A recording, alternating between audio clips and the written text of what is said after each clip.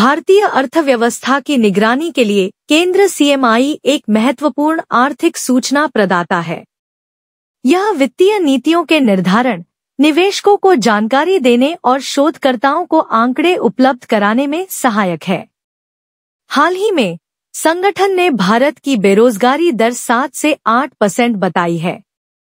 बेरोजगारी भारत की एक प्रमुख सामाजिक और आर्थिक समस्या बनी हुई है।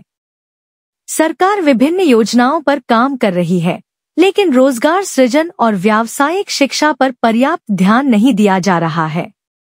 यदि शिक्षित और योग्य व्यक्ति अपनी क्षमता के अनुसार रोजगार नहीं पाते, तो उसे बेरोजगारी कहा जाता है। यह समस्या गंभीर होती जा रही है, जिससे युवाओं में असंतोष बढ़ रहा है।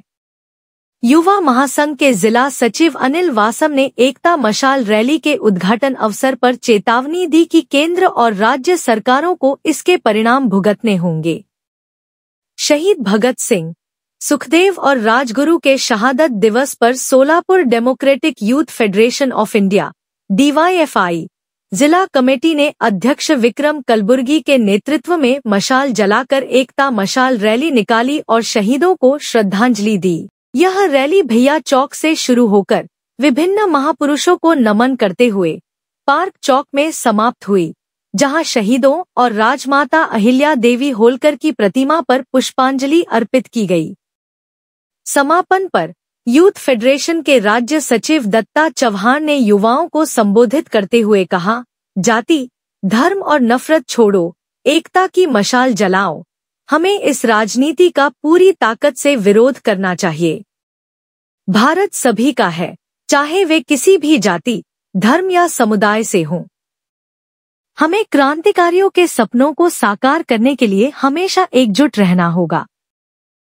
आणि देशभरामध्ये आपल्याला जो आदर्श आहे, जे आयकॉन आहेत, हे तिघ जण आहेत, शहीद भगतसिंग, सुखदेव, राजगुरू यांनी ज्या देशाचं, ज्या समाजाचं स्वप्न पाहिलं होतं, एक विषमतामुक्त, शोषणमुक्त आणि एक समाजवादी, समता मूल्य असणारं राष्ट्र, देश स्वातंत्र्यानंतर असेल, यासाठी इंग्रजाविरोधात लढताना एकीकडे इंग्रजात लढणे आणि दुसरीकडे या देशातील समाज बदलासाठी ज्यांनी आपल्या प्राणाची आहुती केली, त्यांचा आज हुतात्मा दिवस।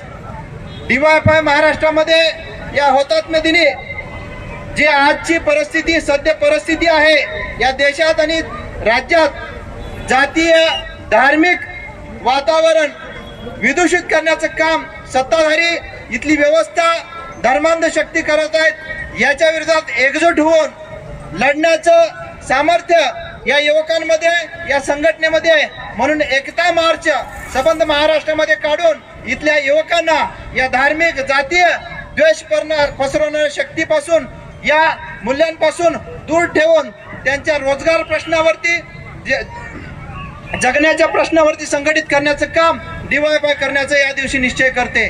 संपूर्ण महाराष्ट्रामध्ये जे जातीय आणि धार्मिक तेढ निर्माण करण्याचे या ठिकाणचे सत्ताधारी करत आहेत, त्याच्या विरोधाची ही मोहीम आहे समजा। कारण या देशाच्या स्वातंत्र्यासाठी सर्व नागरिकांनी, सर्व धर्माच्या, सर्व जातीच्या, विविध पंथाच्या लोकांनी आपली आहुती दिली आहे। त्याच्यामुळे हा देश कुणा एका धर्माचा, एका जातीचा, एका विचारांचा किंवा एका व्यक्तीच्या विचारांच्या खाली चालणार नाही। हा देश इथल्या सर्व नागरिकांचा, या देशातील नागरिकांचा, जे या देशातील जिवंत